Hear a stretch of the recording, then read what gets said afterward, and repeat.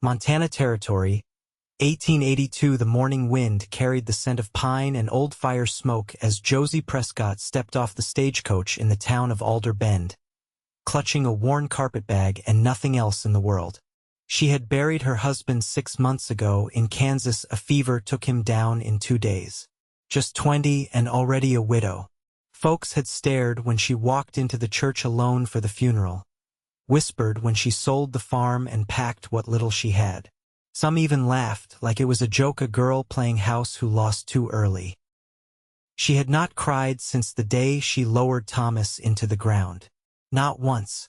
She had come north to start over, taking a job as a live-in cook at the Alder Bend boarding house. It was not much, but it was her own. That was all she wanted. A roof, a bed, a place where no one looked at her with pity or said things like, "Poor thing." Barely even a woman and already a widow. But they said it here too. 3 days into her job, Josie stood in the alley behind the boarding house, shaking out breadcrumbs for the birds, when she heard 2 women laughing just inside the kitchen window. Widowed at 20? Probably could not keep a man satisfied, one said. She is too quiet. Bet she scared him to death, the other replied. Josie's hands froze mid-shake. She did not go back inside. She threw the crumbs, wiped her palms on her apron, and walked straight out to the edge of town, where the land opened wide and the sky seemed bigger than anything could hurt. That was where she met him. He was on horseback, reining in a buckskin mare near the riverbank, where 3 black cattle had broken through a loose fence. Tall, broad-shouldered, sunburned at the neck, wearing a brown hat that had been shaped by wind and time. "You all right?" he asked plainly. Josie blinked. "Do I not look all right? You look like someone who forgot how to breathe." She stared at him. "I suppose I did." He dismounted, walked over, and offered his hand like she was some lady from back east and not a dirt-smudged boarding house cook. "Wesley Archer." She hesitated, then shook it. "Josie Prescott." He looked at her like he already knew her name. "You work in town?" "I cook at the boarding house. Good biscuits come from there." I figured someone new was back there. Silence stretched between them. A hawk cried overhead. She glanced at the cattle behind him. "You left your cows running wild." He smiled, slow and soft. "They're not mine. I run trail herds for the Archer Ranch, my uncle's place. I just came to fix the fence." She watched him hitch the mare and start hauling a plank of wood from the grass. "You fix fences and chase down cows. You always this charming." "I try not to be." Wesley looked over at her. But when a woman stands in the sun looking like the whole world just turned its back on her, I figure it is worth saying something. Josie stiffened. "People talk." "They do. They laugh too. About me." "Let them." She swallowed. "They say I lost my husband too young. Like it was a joke." Wesley stood straight, hammer in hand. "So did I." Her eyes snapped to his. He nodded, slow. "I was 22. Her name was Clara. She died in childbirth." Josie stared at him, quiet. He crouched by the fence again, hammering the plank into place. "I do not talk about it much. But I know what it is like. People think grief has an age limit. It does not." Her throat burned. He looked up. "You want to help?" She did. They worked side by side in the afternoon sun, her holding the beam steady as he hammered. Dust clung to her skirts and his shirt stuck to his back, but he never once looked at her with pity. Just steady eyes and small nods, like she was worth the same as any ranch hand. When the fence stood straight again, he looked at her and said, "I take coffee at the saloon porch most mornings. If you ever feel like sitting." She nodded. "All right." He tipped his hat, mounted his mare, and rode off without another word. That night, Josie stood by the boarding house window and looked out toward the hills, her hands still aching from holding that beam, but her chest felt lighter. The next morning, She found him on the saloon porch like he said. He handed her a tin mug of coffee without speaking, and they sat watching the town wake up. People passed, glanced, whispered, but Wesley did not care. Neither did she. He told her about the ranch and the horses he broke. She told him about Kansas and how she used to read by candlelight when the nights got long. He never asked about her husband. She never asked about Clara. They just talked. One morning, a week later, she met him with her own mug already filled. "You waiting for me?" he asked. "I am not here for the view." He laughed quietly. "Neither am I." They kept meeting like that. Coffee in the mornings, sometimes walking the fence lines in the afternoon. She learned he liked apples and hated whiskey. He learned she could sew a saddle blanket better than most ranch hands. One day he brought her a bundle of wildflowers. "They are crooked," he said. "They are perfect," she replied.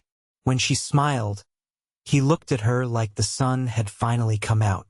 That evening, one of the women from the boarding house caught Josie on the porch. "You spending a lot of time with that cowboy?" Josie looked her in the eye. "Yes." "You are not worried what people think?" "No," the woman scoffed. "You are still young. He will leave. They always do." "He already lost someone," Josie said. "He knows what it costs." Later that week, Josie walked out to the river alone and found Wesley with a saddle in hand, fixing a strap. "You came," he said, standing.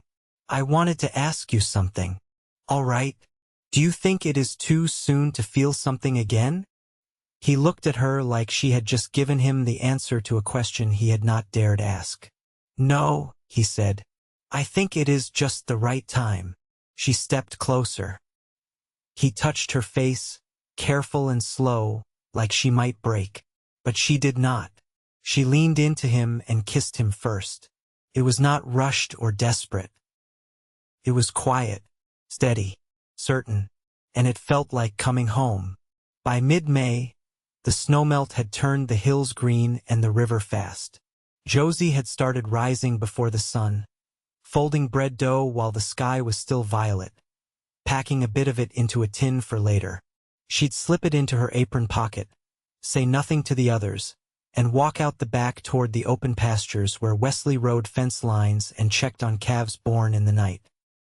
The first time she did it, he raised an eyebrow at the biscuit and said, "You bring this for the cows or for me?" "Depends who complains less," she said, and he had laughed low in his chest, one of those rare, caught-off-guard sounds she hadn't known he could make. That morning, she sat on the fence rail while he checked a colt's hoof.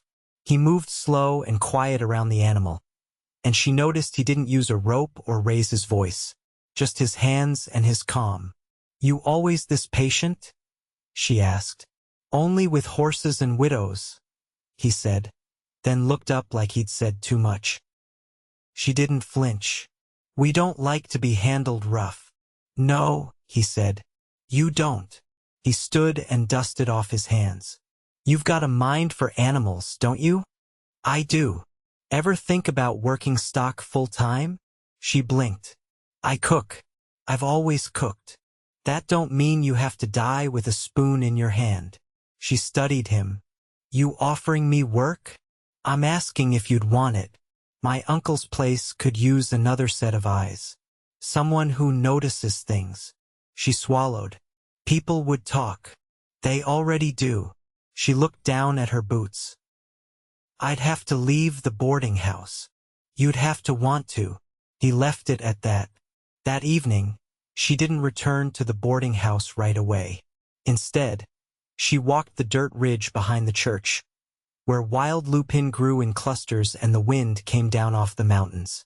She thought about mornings in Kansas, how she used to walk between the rows of corn with Thomas, barefoot in the heat, how she'd learned to recognize the sound of a horse in trouble before it cried out, how that part of her had gone silent after he died. Now it stirred again. 3 days later, She carried her things in a flour sack and rode up to the Archer spread on the back of Wesley's gelding. He didn't say much on the ride, just pointed out landmarks. A creek that dried up by August. A barn owl that nested in the cottonwood above the lower pen. The house was plain timber, 2 rooms deep with a lean-to kitchen and a porch that faced the rising sun. His uncle, a barrel-chested man with a scar across his wrist, met her with a nod and said, "Wes says you've got a feel for the herd. That true? I know when something's wrong before it shows," she said. He looked her over. "You can sleep in the loft. We don't keep hired girls, just hands." "I'm not here to be kept," she said. He grunted approval and turned back toward the barn.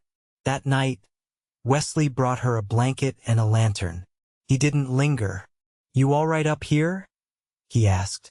She touched the beam above her, rough with old hand axes. "I prefer wood to plaster walls." He hesitated at the ladder. "We start early." "I know." He rested a hand on the rung, then looked up at her. "You don't have to prove anything." "I'm not proving. I'm remembering." The next weeks passed in rhythm sunlight before 5, saddle by 1/2 past, grazing checks before the heat set in. Josie didn't flinch when a bull kicked up mud near her skirt. She stitched a foal's torn leg with a needle meant for curtains. She salted hides without complaint. One afternoon, Wesley found her sitting beside the water trough, oiling a bridle. "You always this quiet when you work?" he asked. "Talking doesn't help the leather." He crouched beside her. "You miss cooking?" "I miss knowing when something's done just by smelling it." "You'll learn that here too." She looked at him. "How long did it take before you stopped thinking about her?" He didn't answer right away. "I still think about her. Just doesn't weigh the same." She nodded once. "I want to carry Thomas different. Not like a wound anymore. Just like something I lived." He studied her, then reached over and ran his thumb across her wrist. "You already are." A week later, a spring storm rolled through, soaking the range and turning the corral to sludge. The bunkhouse roof leaked, and Wesley spent the evening hauling buckets to catch the drip. Josie stood with him, balancing a tin pail on her knee. "You ever think about building something of your own?" she asked. "I have," he said, "but I figured I'd do it with someone who wanted to stay." She met his eyes. "I'm still here." He set the bucket down, slow. Then he stepped toward her and took her face in both hands, like he was trying to memorize something permanent. This time, the kiss wasn't careful. It was certain. And when they broke apart, he said, "You're not just passing through, are you?" She leaned her forehead to his. "I stopped running the day I met you." And out on the soaked land, the rain softened, and the world began again. By June, Josie had earned her place at the Archer Ranch without needing to say so. The hands didn't question her anymore when she saddled up at first light or when she called a calf by its posture before it limped. She knew how to move quiet through the barn without startling the young stock, how to check a horse's gums for sickness without needing a man to show her. There was clay under her nails most days, and her palms were rougher than they'd ever been, but they didn't shake at night anymore. She and Wesley had settled into something steady. He didn't press her for words she didn't offer, and she gave him her time, which was more than she'd given anyone since Kansas. They'd sit together on the porch after supper, sometimes with a mending basket between them, sometimes with nothing at all. He liked to whittle, and she sewed in silence beside him, the soft rasp of his knife against pine like a second heartbeat. One evening, after the sky had turned that milky orange shade that only came just before the stars, she asked, "Did you ever think you'd start over again?" He looked up from the piece of wood in his hand. "I didn't think I'd want to." She nodded. "Me either. But here we are." He set the carving down a bird in mid-flight, wings still unfinished, and leaned forward, elbows resting on his knees. "You thinking about staying?" "I already stayed." You thinking about staying with me? She folded the fabric in her lap. You planting something with that question? I'm thinking about building something. A house. Not much. Just 2 rooms and a stove that doesn't smoke. Someplace close to the creek. You think we're ready? I think we've been ready since the fence line. Just didn't say it out loud yet. She reached over and took his hand, the one that always stayed warm, even in the wind. All right. The next day, Wesley rode into town for nails and oilcloth. Josie stayed behind to help his uncle treat a heifer that had gotten snake-bit near the south field. They worked in silence, the air thick with heat and buzzing flies. When they finished, his uncle leaned against the corral and looked at her with something close to approval. Boy tells me you're gonna settle with him. That's the idea, she said, wiping her hands on her skirt. He nodded once. You're not soft. That matters more than pretty. I'm not here to be pretty. He grunted. Good. Wesley returned that evening with the wagon loaded. She helped him unload, handing down bolts of calico and a small kettle he'd bartered from the general store. You thinking of building tomorrow? She asked. Sunday. Thought we'd mark the land first. Pick a spot that catches morning light. The next morning, they walked the edge of the far pasture where the grass grew thick and the soil turned easy underfoot. He carried a shovel. She carried a strip of blue ribbon to mark the corners. They stood still for a moment, listening to the wind move through the cottonwoods. I want a window over the sink, she said. All right, and a porch wide enough for 2 chairs. Done. She looked at him. This isn't just a house. I know. She stepped closer. We're not the same people who buried someone. No, we're something new. He reached out and tucked a strand of hair behind her ear, his thumb brushing her cheek. We're not broken anymore, just changed. She slid the ribbon from her pocket and tied it to a fence post. Then let's build something that lasts. He pulled her to him, slow and sure, and kissed her like a promise. That night, they returned to the ranch, fingers stained with dirt, boots heavy with dust. Josie climbed up to the loft and lay beneath the eaves, listening to the wind shift through the boards above her. She thought of Kansas, of the graves left behind and the silence that had followed her west. She thought of Wesley's hands, calloused and kind, and the way he'd looked at her when she said she was ready. No one mocked her now, and if they did, she wouldn't hear it.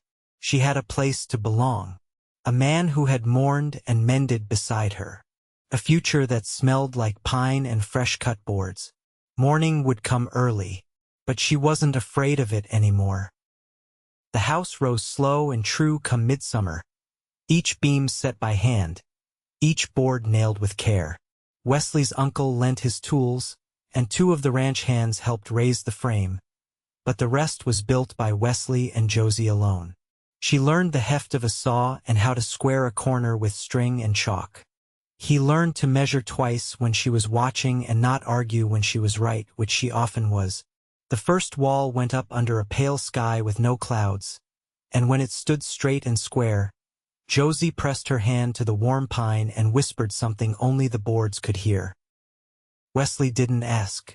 He just passed her the next nail. That evening, they sat with their backs against the new foundation, boots in the dirt, eyes on the slope where the sun dipped behind the far-off ridge. She brushed sawdust from her sleeve and said, I never thought I'd build something with my name on it. You want your name carved above the door? He asked, half teasing. No, she said. I want it to be known without needing to be written. He nodded once, like he understood without needing to say so. As the house took shape, so did the rhythm of their life. Wesley would rise before light to check the stock, and Josie would walk down from the loft to stoke the stove, always leaving his coffee to warm, never boiling it.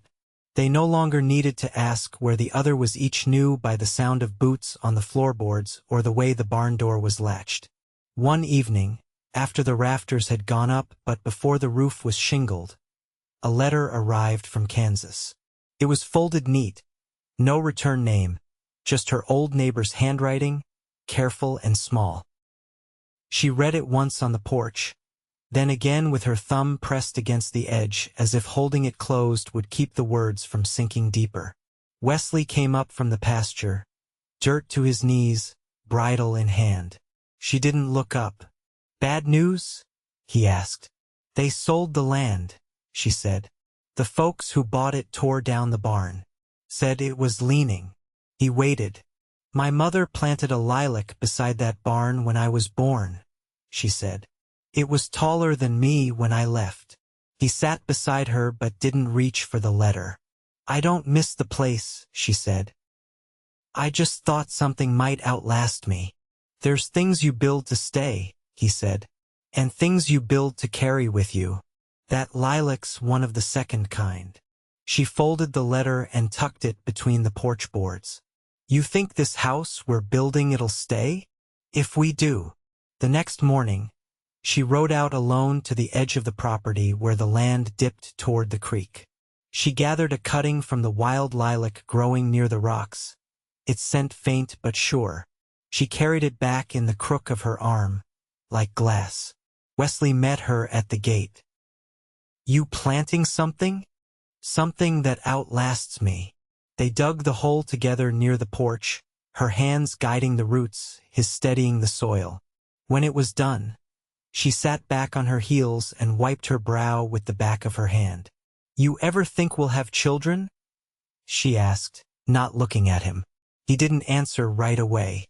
"You want them?" "I think I do," she said. "Not now, but one day. I'd like to raise someone who knows how to listen to the wind and be kind to horses."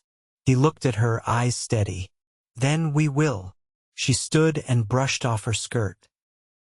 "I'd name her Clara if it's a girl." He didn't smile. "I'd like that." The roof went on the next week.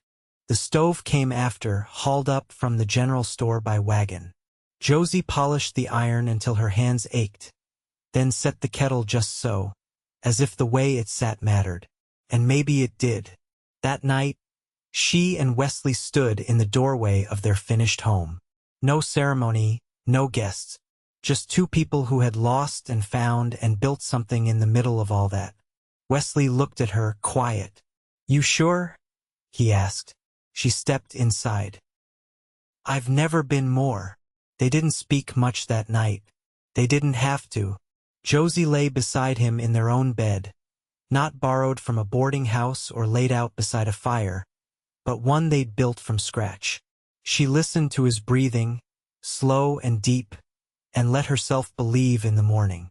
Outside, the lilac caught the moonlight, a single bloom opening to the night.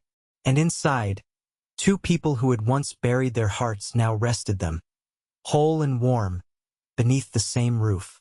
Late that August, the heat settled in like a weight, quiet and absolute. Josie stood at the edge of their half-cleared garden patch, a hoe in one hand, her other resting on her hip.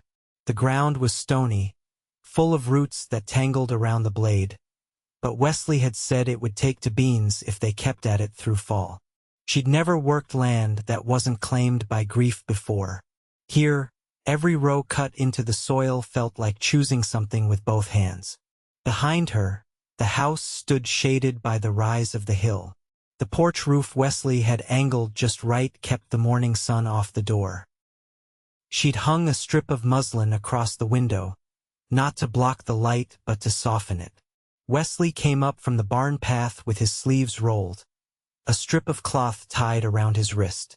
He moved slower than usual, favoring his right side. "What happened?"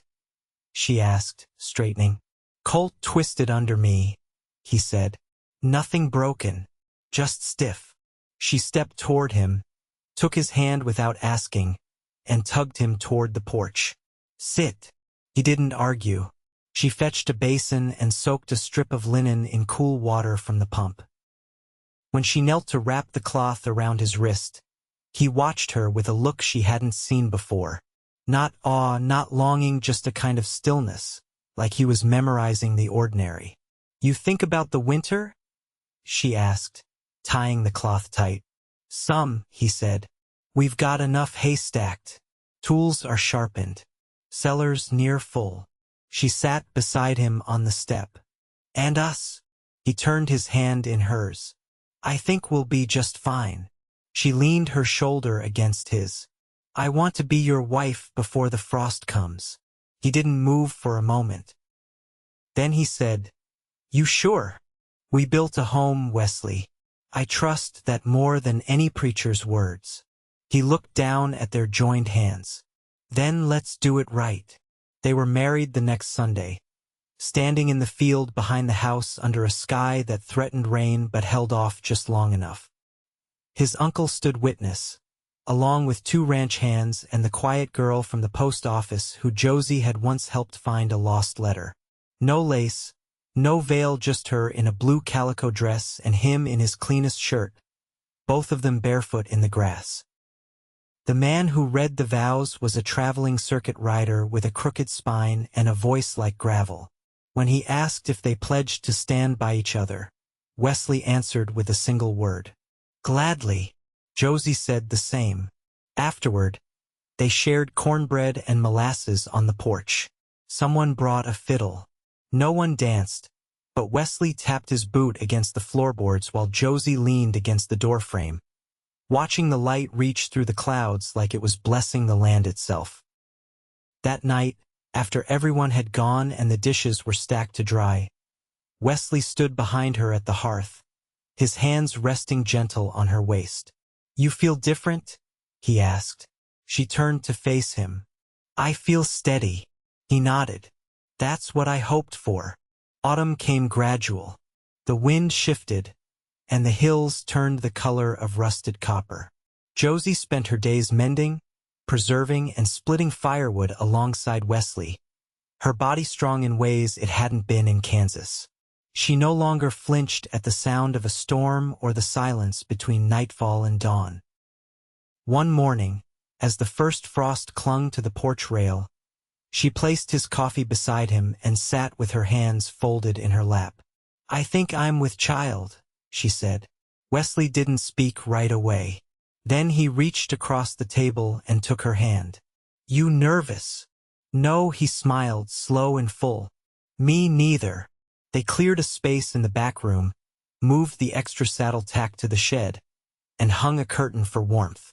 Josie sewed a quilt in quiet moments, scraps of old shirts, cloth from her Kansas apron, bits of Wesley's worn trousers. Each stitch was a memory, but none of them hurt anymore. When the snow finally settled thick on the roof, they stayed inside more often. He read aloud from an old almanac, and she worked her needle through the last of the quilt blocks. Her belly grew round beneath her dress, and Wesley took to resting a hand on it in passing, like it was the most natural thing in the world. "You think it's a girl?" he asked one night, their hands laced beneath the quilt. "I think it's someone who'll know what it means to be loved," she said. Come spring, the baby arrived in the quiet hours before dawn, with Wesley kneeling beside the bed and Josie biting hard on a leather strap. It was a girl, dark-haired and pink-faced, her cry sharp and certain. They named her Clara, not from sorrow but from strength. Years passed. The house weathered storms and seasons, but it held. The lilac bush outside the porch bloomed thicker each spring, its roots deepened and sure. Josie taught Clara how to listen to the sky, how to treat animals with care, how to use silence as a kind of power. Wesley built her a small saddle and taught her to ride before she could spell her own name. One summer evening, Wesley and Josie sat on the porch, watching Clara chase chickens in the yard. The light was soft, the air golden. "She's got your eyes," he said. "She's got your steadiness," Josie replied. They sat in silence a while, the kind that didn't need filling. Wesley turned to her. "You ever regret it? Leaving Kansas, coming north, saying yes to something uncertain?" Josie looked out across the land they'd made their own. "Not for a single breath." And beside her, Wesley reached for her hand not because he needed reassurance, but because after all the years, he still just liked the feel of it in his. They stayed that way until the sun dipped low, and the evening cooled, and the girl who bore the strength of two healed hearts ran laughing toward the home her parents had built with nothing but grit and love.